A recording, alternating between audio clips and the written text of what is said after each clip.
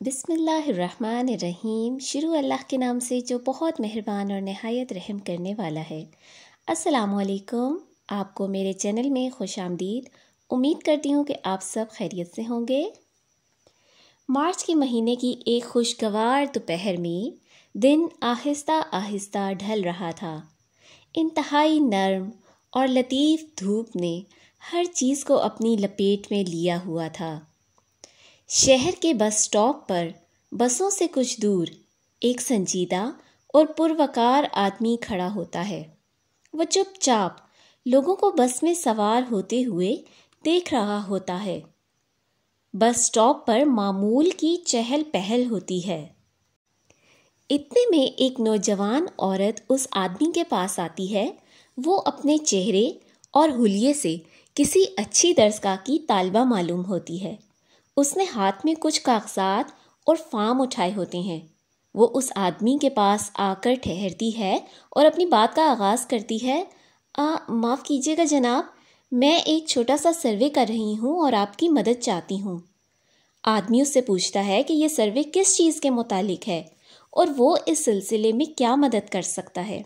औरत उसे बताती है, मैं मौशरती रवैयों और लोगों के हुस्न सलूक पर सर्वे कर रही हूँ। वो कहती है कि मैं आपसे कुछ सवालात पूछना चाहती हूँ। आदमी जवाब देता है कि जी बिल्कुल, मुझे आपकी मदद करके खुशी होगी। औरत उसे कहती है, फ़र्ज़ करें आप बस में बैठे हुए हैं। उतने में एक खातून बस में सवार होती है। उसके पास अपनी सीट नहीं है। क्या आप उसके लिए अपनी सीट छोड़ देंगे? ये सुनते ही आदमी जवाब देता है, नहीं। औरत को बहुत नाखुशगवार हैरत होती है। वो अपनी फ़ाइल में मौजूद सफ़ों पर नज़र दौड़ाते हुए बेअदब के खाने पर टिक कर देती है। खातून अगला सवाल करती है कि अगर बस में सवार होने वाली औरत हामिला हो और उसके पास अपनी सीट ना हो तो क्या आप अपनी सीट उसके लिए छोड़ देंगे? आदमी इंतहाई तहम्मुल से जवाब देता है कि नहीं, मैं उसके लिए भी अपनी सीट नहीं छोड़ूंगा। औरत को एक दफ़ा फिर हैरत का झटका लगता है। वो अपने कागजात पर नज़र डालती है और खुद गर्ज के खाने पर टिक कर देती है।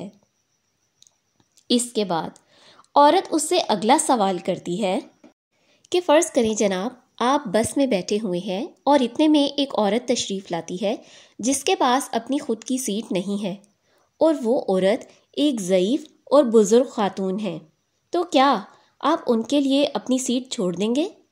ये बात सुनकर आदमी आगे से जवाब देता है कि नहीं मोहतरमा, मैं उनके लिए भी अपनी सीट नहीं छोड़ूंगा। ये बात सुनकर औरत गुस्से में आ जाती है। उसे यकीन नहीं होता कि कोई आदमी इस हद तक खुद गर्ज हो सकता है। वो ये बात सुनकर आदमी को कहती है, तुम एक नहायत खुद गर्ज और बेहिस आदमी हो जिसको ख़वातीन, मरीज़ों और बुज़ुर्गों का अदब करना शायद सिखाया ही नहीं गया। ये कहते हुए वो आगे बढ़ जाती है। बस स्टॉप के बिल्कुल साथ ही एक मोची बैठा होता है जो उन दोनों के दरमियान होने वाला ये मुकालमा सुन रहा होता है और ये तमाम मामला देखकर वो आदमी को मुखातिब करके कहता है कि ये औरत तुम्हें इतना कुछ सुना गई और तुमने उसे कोई जवाब भी नहीं दिया। मोची की ये बात सुनकर आदमी उसे कहता है कि जनाब, हम अपनी छोटी सोच और आधी मालूमात की बिना पर लोगों के किरदार का तयन करते हैं। ऐसा ही उस औरत ने भी किया।